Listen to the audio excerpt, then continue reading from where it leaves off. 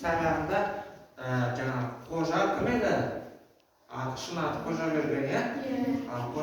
Қожа деген маған ұнамайды дейді, иә? Соған байланысты сендер әрбір бір ат айтып шығады. Өзіне қандай есім ұнайды деген, иә? Мына жақтан бастайық, Мәдина.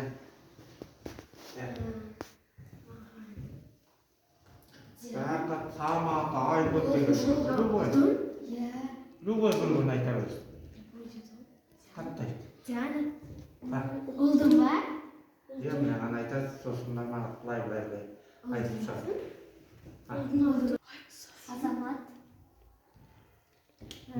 Қали.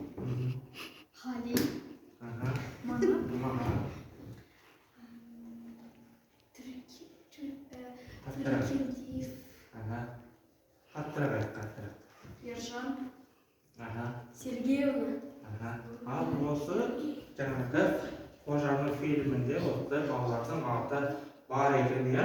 Соған байланысты біз бүгін мынау менің атым қожа деген тақырыпты өтеміз, иә? Сендер деген топқа бөлеміз, барып отыра қойыңдар.